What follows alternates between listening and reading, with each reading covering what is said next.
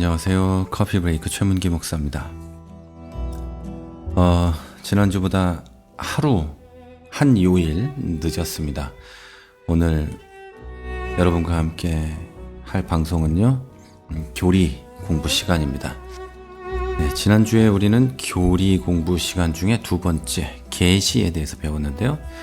오늘은 계시를 지나서 이제 성경에 대해서 배우도록 하겠습니다.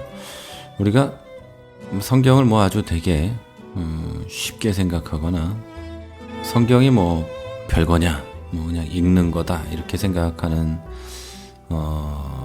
성도는 없겠지만, 실제로 그런데 안 그렇다고 말하지만 그렇게 생각하는 사람들이 꽤 많습니다. 오늘은 그래서 성경에 대해서 함께 이야기를 하려고 합니다. 성경에 대해서 얘기해야만 하는 이유도 성경만이 모든 것을 다루고 있기 때문이고요. 우리가 성경을 알아야 하나님과 성자 하나님과 성령 하나님에 대해서 알 수 있기 때문입니다. 이제 방송 시작하겠습니다. 교리 공부 시간입니다. 네, 웨스트민스터 신앙고백 가운데 이런 얘기가 있습니다. 우리는 교회의 증언에 감동받고 설득되어 성경을 높고 귀한 것으로 여기게 될 수 있다. 또한 성경이 천국의 내용을 다룬다는 사실, 교리의 능력, 문체의 장엄성, 모든 부분의 일관성, 하나님께 모든 영광을 돌리는 전체의 시야, 인간의 구원에 이르는 유일한 길이 완전히 나타나 있음, 그 외 비교 대상이 없는 많은 탁월성들, 전체적인 완전성 등은 성경이 하나님의 말씀이라는 사실에 충분한 증거가 된다.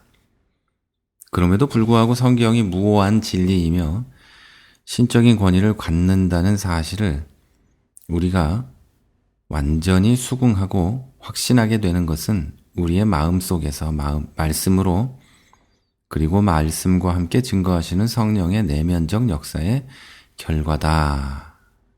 네. 오늘 우리가 함께 이야기할 내용은요, 성경에 대한 얘기입니다. 성경이요. 우리가 맨날 보고 있는 그 성경에 대한 얘기죠.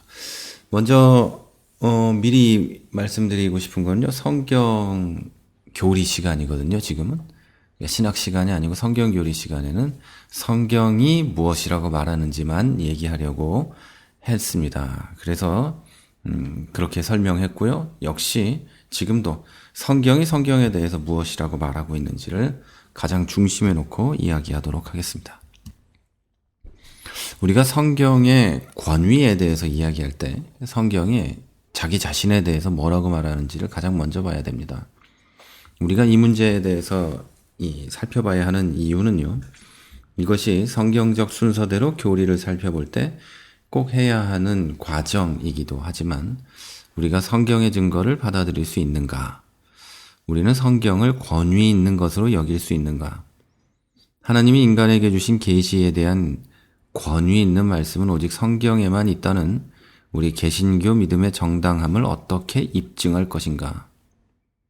왜 우리는 교회의 전통이나 어떤 내적인 비춤 또는 우리의 이성과 이해력이 아닌 성경에 의지해야 하는가 등의 질문에 성경이 어떻게 말하고 있는지 보기 위함이기도 합니다.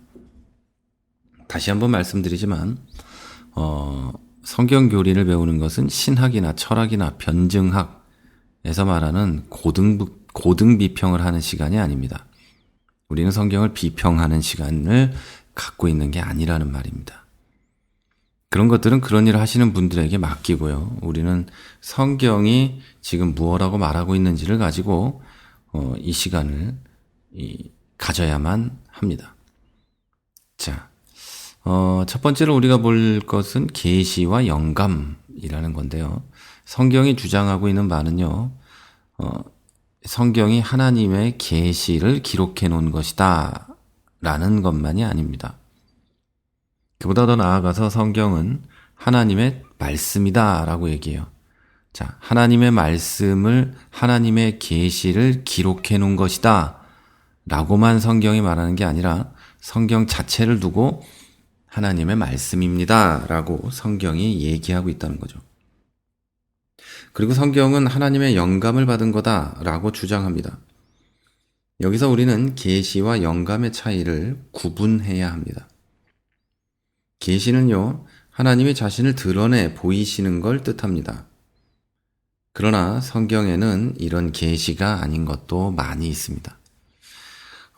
예를 들어서 더러운 죄를 지은 자들이 하는 말이 기록된 부분을 보면 그건 하나님의 계시라고 보기 어렵죠. 그러나 성경은 그 모든 부분이 하나님의 영감으로 기록되었다라고 말합니다. 자, 성경이 주장하는 것은 성경에 담겨 있는 모든 것이 영감으로 된 기록이며 따라서 무오하다는 사실입니다. 자, 잘 아시겠죠? 성경은 전체가 하나님의 계시의 기록은 아니에요. 그러나 성경은 하나님의 말씀입니다. 그리고 영감을 받은 하나님의 말씀인 거죠.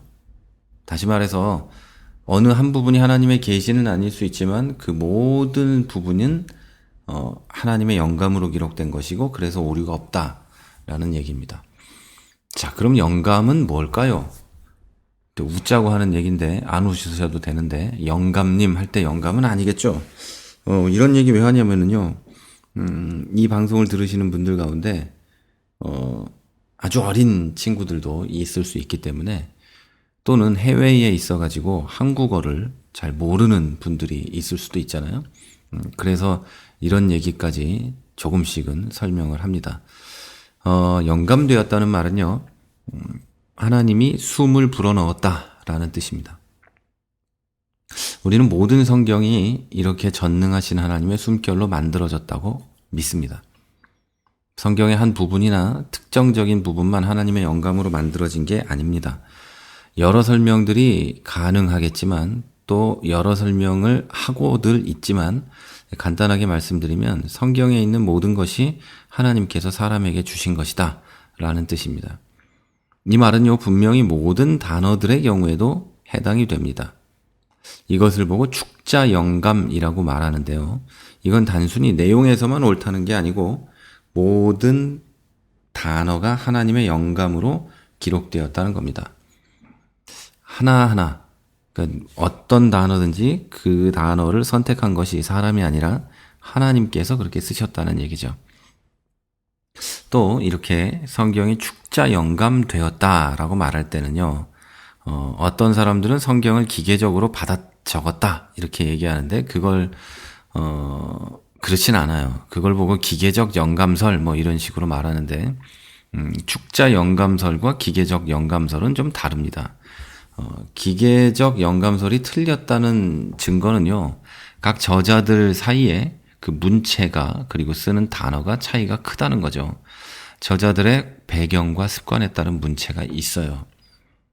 그래서 저자를 밝혀낼 때 그런 문체와 배경을 두고 밝혀내기도 하잖아요. 그걸 보고 우린 유기적 영감설이다 이렇게 말합니다. 자, 그렇다면 영감을 받았다는 건 무슨 뜻일까요? 그건 뭐냐면요, 기록을 하는 가운데 기록을 하는 도중에 오류를 범하지 않도록 하나님의 성령에 의해 통제를 받았다 라는 뜻입니다. 다시 말씀드릴게요. 성경을 기록하는 가운데 오류를 범하지 않도록 하나님의 성령에 의해서 통제를 받았다. 이게 바로 영감을 받았다는 뜻입니다. 자, 축자 영감이 의미하는 것은요, 지배하고 통제하고 인도하고, 발음이 꼬입니다. 이 밤이라 제가 조용히 얘기하고 막 이러느라고 그러네요. 축자 영감이 의미하는 거는요, 지배하고 통제하고 인도하여 오류를 범하는 것을 하나님께서 막으시고 무엇보다 하나님께서 원래 의도하신 결과를 도출해내도록 하셨다. 이게 축자 영감이 의미하는 겁니다. 자, 그렇다면 이 축자 영감의 증거가 성경에 있는가? 이거를 우리가 봐야 되겠죠? 성경은 이 사실을 어떤 방식으로 이렇다 저렇다 주장하고 있는지 보겠습니다. 첫 번째로는요, 성경은 영감의 문제에 대해서 아주 명확하게 주장하고 있습니다. 자, 성경은 스스로 하나님의 말씀이라고 말하고 있어요. 어떤 사람이 성경에 나온 걸 세봤더니요, 구약에만 이와 비슷한 표현이 3,808번 사용됐답니다. 몇 가지 좀 더 살펴보면은요, 신명기 18장 18절에는 모세의 예언이 있는데요, 내용이 이렇습니다. 내가 그들의 형제 중에서 너와 같은 선지자 하나를 그들을 위하여 일으키고 내 말을 그 입에 두리니 내가 그에게 명령하는 것을 그가 무리에게 다 말하리라. 네, 이런 내용이 있는데요. 이것은 예수님에 대한 예언입니다. 그런데 오늘의 주제에 맞춰서 잘 보셔야 될 것은요, 하나님께서 그 입에 자신의 말씀을 두시겠다는 이야기입니다. 구약의 모든 예언자들도 분명히 이런 주장을 하죠. 그들은 그들 스스로 갑자기 글을 쓰기로 결심했다, 이렇게 얘기하지 않습니다. 뭐라고 얘기하냐면 대부분이 아니죠. 전부 다죠. 그 선지자들, 예언자들이 이렇게 말해요. 여호와의 말씀이 내게 임해서, 뭐 이런 류의 표현을 사용하죠. 그리고 그 말씀이 언제 임했는지 분명하게 말합니다. 그들은 부르심, 사명, 말씀을 받고 그 말씀을 기록했어요. 자, 이제는요, 좀 결정적인 이야기를 하고 있는 구절들을 보려고 합니다. 자, 첫 번째 보실 부분은 디모데후서 3장 16절입니다. 여기 이렇게 써 있어요. 모든 성경은 하나님의 감동으로 된 것으로 교훈과 책망과 바르게 함과 의로 교육하기에 유익하니. 하나님의 감동으로 되어 있다고 성경이 얘기하죠. 두 번째는 베드로후서 1장 20절에서 21절입니다. 먼저 할 것은 성경의 모든 예언은 사사로이 풀 것이 아니니 예언은 언제든지 사람의 뜻으로 낸 것이 아니요 오직 성령의 감동하심을 받은 사람들이 하나님께 받아 말한 것임이라. 아주 중요한 그 이야기죠. 어떤 사람들은 성경의 예언들이 예언자들의 타고난 능력과 성향과 재능을 사용해서 사물을 잘 바라본 뒤에 최선을 다해서 기록한 거다, 뭐 이런 식으로 얘기해요. 말이 좀 어려운데요. 어떤 사람들은 이렇단 얘기예요. 성경의 예언들이 예언자들에 의해서 쓰여졌는데 그 예언자들은 타고났거나 또 뭐 훈련을 했거나 뭐 재능이 뛰어나거나 뭐 이래가지고 그 사람의 또 성향이 있잖아요. 그래서 이 사람들이 사물이나 상황을 깊이 관찰하고 어떤 결과물을 얻어낸 것, 이걸 기록한 거라고 얘기하는데요. 뭐 그 사람들이 어떻게 생각하든지 말든지 간에 그런 건 아닙니다. 절대 아니죠. 성경은 사적인 견해, 이해, 해석을 전달하는 게 절대 아닙니다. 처음부터 끝까지 성령에 의해 성령의 인도로 기록된 겁니다. 더 많은 게 이제 성경에 있는데요. 뭐 다 얘기할 필요는 없겠죠. 이 방송을 들으시는 분들 가운데 나는 그런 거 안 믿어요, 뭐 하는 분은 없겠죠. 네. 어쨌든 더 많은 것이 있는데요. 성경은 일관적이고 명백하게 분명히 얘기하는데요. 모든 성경은 하나님의 감동으로 생겨났다고 합니다. 자, 그럼 이제는요, 성경이 스스로에 대해서 그리고 성경 안에 있는 말씀에 대해서 어떤 태도를 보이는가에 대해서 살펴보도록 할 겁니다. 자, 첫 번째로요. 예수님께서는 반대자들과 마주하여 성경을 인용하시면서 이렇게 얘기하셨어요. 너희 율법에 기록된 바 내가 너희를 신이라 하였노라 하지 아니하였느냐? 성경은 패하지 못하나니 하나님의 말씀을 받은 사람들을 신이라 하셨거늘 하물며 아버지께서 거룩하게 하사 세상에 보내신 자가 나는 하나님의 아들이라 하는 것으로 너희가 어찌 신성 모독이라 하느냐? 라고 요한복음 10장에 얘기하셨어요. 여기에 뭐라고 써 있어요? 예수님이 직접 말씀하시기를 성경은 패하지 못하나니 이렇게 써 있죠. 이 말은요, 성경은 폐기하지도 못하고 거역하지도 못하고 부인할 수도 없다는 얘기입니다. 자, 성경은 성경 안에 있는 그 말씀들에 대해서 어떤 거는 뭐 시간이 지나면 없어져도 되고요. 어떤 거는 뭐 요즘 세태가 이러니까 뭐 잠시 접어둬도 되고요. 이렇게 얘기하지 않는다는 거예요. 성경이 패하지 않는다는 말은 단순히 성경이 없어진다는 뜻이, 없어지지 않는다는 말이 아니고요. 성경 자체가 하나님에 의해서든 사람에 의해서든 폐기되지 않을 뿐 아니라 인간은 거역하지도 못할 뿐 아니라 성경의 내용을 부인할 수도 없다는 뜻이에요. 자, 두 번째로 성경은 구약과 신약 모두를 성경이라고 부릅니다. 어떤 사람들은 구약은 성경이 아니네, 뭐 요딴 소리 하는 사람들이 있는데요. 지들이 어떻게 생각하든지 말든지 제가 요즘에 좀 많이 변했어요. 자기들이 어떻게 생각하든지 말든지 나나 잘해야지, 이런 식으로 좀 변해가는데, 제가 좀 냉소적으로 변하는 것 같아서 좀 아쉽습니다만, 저는 우리 교회, 그리고 방송 들으시는 분, 그리고 제가 바로 가르치는 것, 여기에 관심이 되게 많이 있습니다. 네, 어쨌든 성경은 구약과 신약 모두를 성경이라고 부르는데요. 디모데전서 5장 18절에 이렇게 써 있습니다. 성경에 일러스되 곡식을 밟아 떠는 소의 입에 망을 씌우지 말라 하였고, 또 일꾼이 그 삭슬 받는 것은 마땅하다 하였느니라 라고 기록되어 있습니다. 자, 첫 번째 것은 신명기 25장 4절에 나온 거고요. 두 번째 거는 누가복음 10장 7절에 기록되어 있습니다. 자, 무슨 말이죠? 디모데전서 5장 18절을 쓸 때 사도 바울이 성경에 일러스되, 성경이 이렇게 얘기하는데 라고 하면서 신약과 구약을 동시에 인용하면서 했죠. 그러니까 바울은 둘 다 성경으로 보고 있다, 이런 뜻입니다. 자, 그리고 세 번째는 신약에서 구약을 인용하는 방식을 우리가 좀 봐야 되는데요. 신약은 구약을 인용한 후에 이것을 하나님과 성령의 말씀으로 간주하고 있습니다. 또는 같은 의미인 말씀하시기를 이라는 표현을 성경은 사용하고 있죠. 자, 그리고 네 번째는 우리가 거의 이제 끝났네요. 제가 너무 빨리 읽었나? 네. 성경이 일관적이다. 성경의 일관성을 좀 보겠습니다. 자, 우리는 성경을 읽을 때 이 성경이 완전히 영감의 증거를 가지고 있다고 확신할 수 있습니다. 66권의 성경은 적어도 1600년이 넘는 기간 동안 40명 이상의 저자들에 의해서 기록됐습니다. 그런데 성경 전체에는요, 오직 한 가지 유형의 교리와 한 가지 유형의 도덕만 존재합니다. 이건 우연일 리가 없죠. 자, 구약을 볼게요. 구약에는 오직 한 가지 정신, 메시아의 소망이 있습니다. 메시아를 기다리는 소망, 이게 있죠. 자, 신약 성경에도 역시 위대한 주제가 한 가지가 있어요. 예수 그리스도와 그의 구속 사역입니다. 메시아에 대한 얘기죠. 저자들이 다양한 배경을 가지고 그들의 환경도 다르고 여러 가지가 다르죠. 학력도 다르고 시대가 다름에도 불구하고 주제는 하나입니다. 예수님, 메시아, 구원, 구속, 이거죠. 자, 그리고 가장 큰 이 증거는 뭐냐면요, 예수 그리스도 자신의 증거입니다.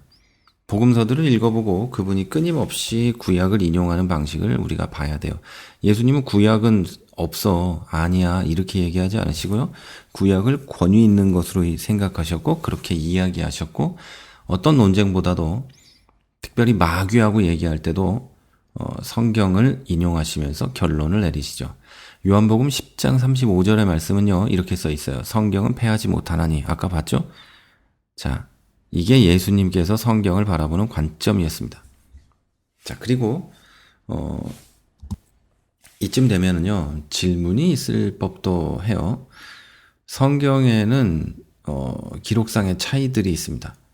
말하자면 일치하지 않는 기록들이 있다는 거예요. 자, 우리가 가진 번역본들은 분명히 이해하기 어려운 문제들을 가지고 있습니다. 하지만 이런 모든 문제들은 설명이 가능합니다. 그리고 실제로 대부분의 경우는 해결되었고, 지금도 해결되어 가고 있고, 또 번역의 잘못들도 수정되어 가고 있습니다. 그래도 남은 문제들이 있죠. 그런데 그런 것들이 결국 교리나 역사적 사실의 문제가 아닌 걸 주목하셔야 돼요. 대부분 숫자 문제거나 필사자, 번역자의 실수로 쉽게 설명할 수 있는 별로 중요하지 않은 문제예요. 몇만 명이 싸웠다는 둥, 몇 명이 이렇다는 둥, 이게 크게 중요한 건 아니거든요. 어떤 식으로든 중대하고 본질적인 부분의 이해를 어렵게 하는 문제는 없어요. 자, 그래서 저는요, 그리고 정통 교회들은 최초에 기록된 원본 문서는 전혀 오류가 없다는, 무오하다는 것을 믿습니다. 축자 영감설 역시 원본 문서에 제한된다는 것을 여러분은 잊어서는 안 돼요. 지금 여러분이 보는 개역 개정판이 축자 영감되었다, 이런 식으로 믿으면 안 된다는 거죠. 그러면 그 전에 있던 성경들은, 그러면 그 전에 게 뭐였죠? 우리는 그런 거 보면서 자라는데 그 전에 게 뭐 했는지 생각이 안 나네요. 개역 개정 전에 하여튼 예, 잘 생각이 안 나요. 개역 개정 전에 있던 성경들은 그럼 뭐 그건 축자 영감된 게 아니다 이렇게 얘기할 수밖에 없는데요. 그렇지 않아요. 축자 영감설 역시 원본 문제에 그러니까 원본 문서에만 적용된다는 것을 잊지 마십시오. 더 많은 논점이 있고요. 또 그 논점들에 따라서 논거들이 있고요. 또 풀어가는 방식들이 있고 뭐 별게 다 있는데요. 신학적 의견들도 너무 많고요. 그런데 이게 지금 이 방송은 신학교 강의가 아니고 제가 신학교 강의할 실력도 안 되고요. 그거는 평신도 대상이기 때문에 이쯤에서 멈추고 넘어가겠습니다. 자, 그리고 이외에도 성경으로 변화된 사람들이 있죠. 그리고 그렇게 따지면 여러분들이 가장 중요한 증거예요. 이런 것들은 성경이 말하고 있는 증거가 아니기 때문에 오늘의 주제와는 맞지 않죠. 그러니까 넘어가고요. 자, 결국 우리는 누구에게도 성경이 유일무이한 하나님의 영감을 받은 책임을 증명을 받을 수 없어요. 그리고 어느 무엇으로도 그걸 증거할 수 없어요. 또한 또한 누구도 우리에게 그것을 증명해 주지도 못하죠. 좀 전에 얘기했죠. 자, 궁극적으로 사람들은 성령의 조명을 받아야 돼요. 성령이 조명하실 때 이 모든 것을 알 수 있습니다. 자, 따라서 이 모든 사실을 완벽하게 진술하고 있는 웨스트민스터 신앙 고백의 한 부분을 제가 인용하면서 오늘 방송을 마치려고 합니다. 벌써 끝났네요. 자, 우리는 교회의 증언에 감동받고 설득되어 성경을 높고 귀한 것으로 여길 수 있게 되었다.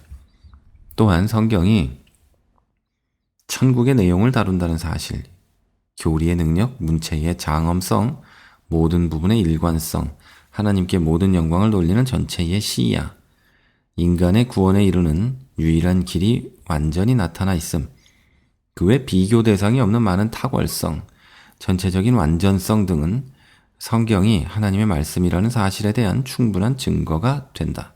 그럼에도 불구하고 성경이 무오한 진리이며 신적인 권위를 갖는다는 사실을 우리가 완전히 수긍하고 확신하게 되는 것은 우리 마음속에서 말씀으로 그리고 말씀과 함께 증거하시는 성령의 내면적 역사의 결과이다.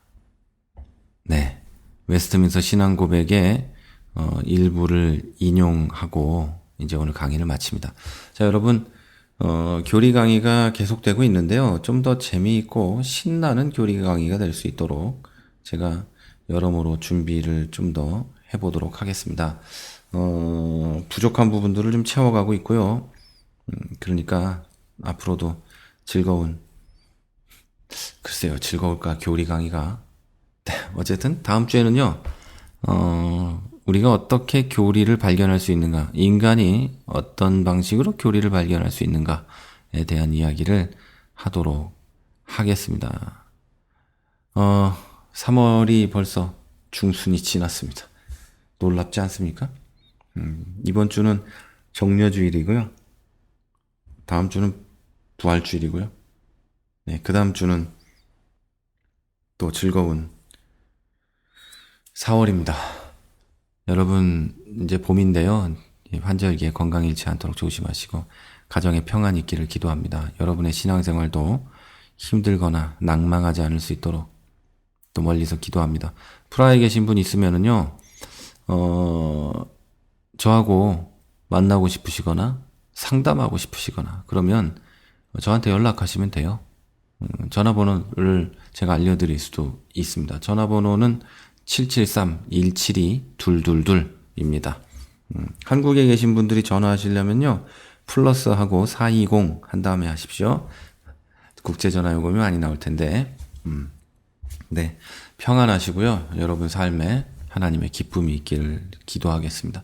다음 시간에 뵙겠습니다. 지금까지 프라하에서 최문기 목사였습니다.